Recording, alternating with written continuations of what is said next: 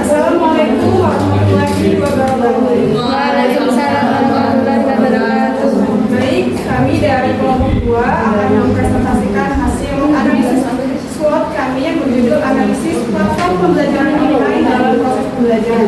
Adapun anggota dari kelompok 2 yaitu beranggotakan 6 orang. Saya sendiri Amelisa Susmilani selaku moderator. Ada Anggiani, Anissa Bupita, Anida Saparulaili dan Anggun Noviani. Satunya itu Alivia, hari ini tidak bisa hadir di kami aspek.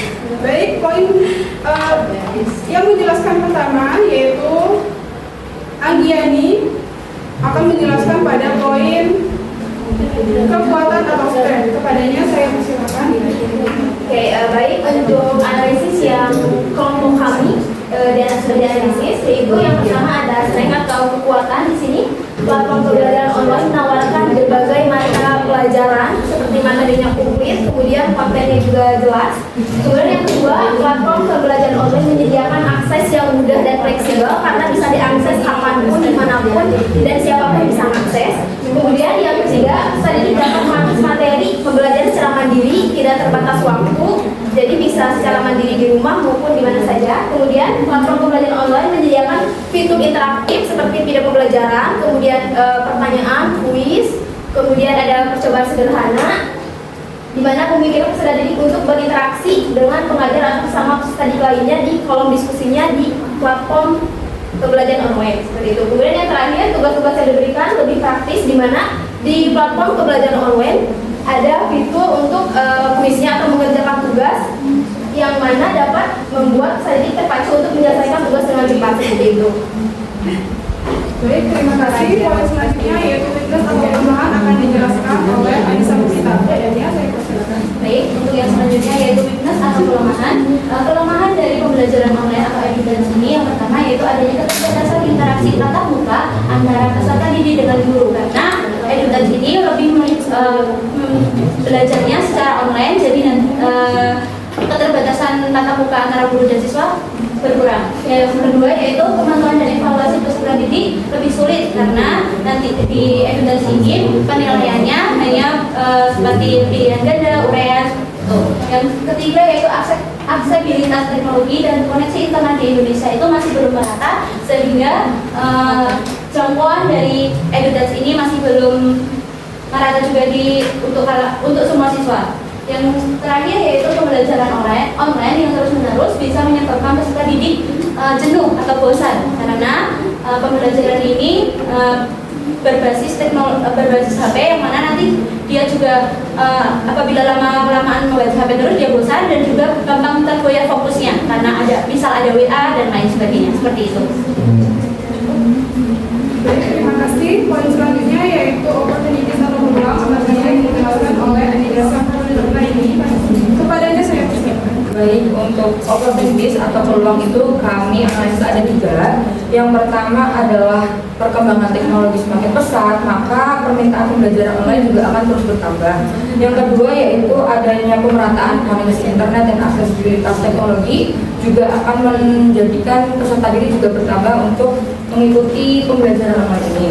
Terus yang ketiga itu adanya peluang kerjasama dengan universitas ataupun sekolah untuk menyediakan konten pembelajaran yang lebih kaya dan beragam. Seperti itu. Baik, terima kasih. Poin selanjutnya yaitu threat atau ancaman akan dijelaskan oleh Abu Mardiani. Saya persilakan. Yang terakhir ya, ancamannya itu kita punya 3 poin.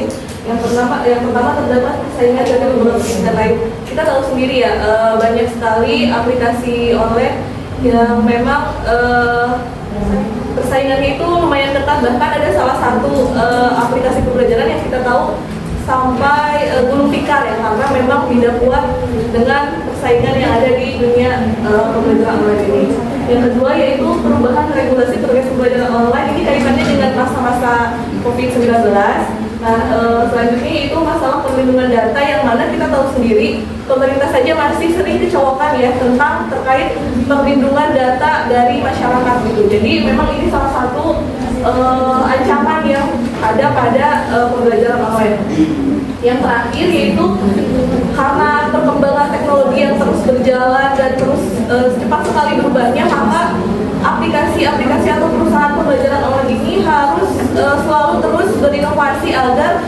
jangan sampai mereka itu ketinggalan zaman, apalagi tertinggal oleh pesaing sesama aplikasi pembelajaran online. Yang terakhir yaitu ini beberapa contoh aplikasi pembelajaran online yang memang banyak digunakan oleh masyarakat di Indonesia.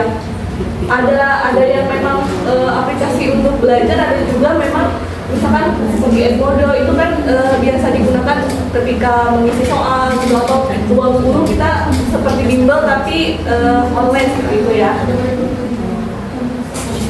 Baik, terima kasih. Itu tadi hasil analisis SWOT dari kelompok kami. Jika ada yang ingin bertanya, kami persilakan. Ya. Pertanyaan, sejauh mana aplikasi EduTech dapat disesuaikan dengan kurikulum nasional untuk pendidikan dasar?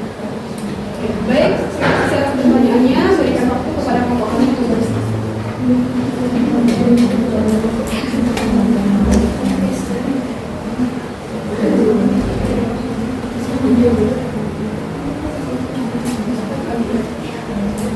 Baik, pertanyaan dari kelompok 3 akan dijawab oleh saudari Andiani. Persilakan.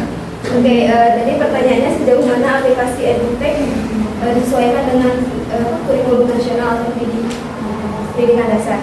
Ini sesuai dengan kekuatan dari platform pembelajaran online di mana aksesnya itu atau kontennya itu relevan atau mengintegrasikan materi pembelajaran sesuai dengan standar dan kompetensi dalam kurikulum, jadi selalu diupdate materinya. Kemudian modul pembelajaran juga sudah disediakan di platform pembelajaran online, kemudian penilaian dan evaluasinya melalui kuis interaktif itu juga sebagai disesuaikan dengan kurikulum nasional. Kemudian ada juga beberapa aplikasi atau platform pembelajaran yang mengikuti untuk yang digunakan untuk pelatihan guru seperti itu, sehingga di sini aplikasi EduTech memiliki potensi besar untuk menyesuaikan dengan kurikulum pendidikan dasar, asalkan dikembangkan dengan pertimbangan dari standar pendidikan yang berlaku dan kebutuhan siswa. Kemudian implementasi yang tepat dapat meningkatkan efektivitas proses pembelajaran dan memfasilitasi kestabilan dalam belajar seperti itu.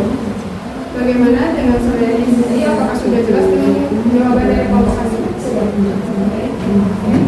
Jadi dapat disimpulkan bahwa analisis platform pembelajaran online dalam proses pembelajaran ini seiring dengan kemajuannya teknologi dan informasi dapat meningkatkan aksesibilitas, kemudian fleksibilitas dan interaktivitas dalam pembelajaran. Namun terdapat juga beberapa tantangan seperti adanya kesenjangan digital, kemudian kebutuhan akan disiplin diri dan kualitas konten yang perlu diperhatikan. Secara keseluruhan, integrasi platform pembelajaran online dapat memperkaya pengalaman belajar asalkan diimbangi dengan strategi pengajaran yang tepat. Baik, itu tadi presentasi dari kelompok 2. Kami ucapkan terima kasih. Kami akhiri. Wassalamualaikum warahmatullahi wabarakatuh.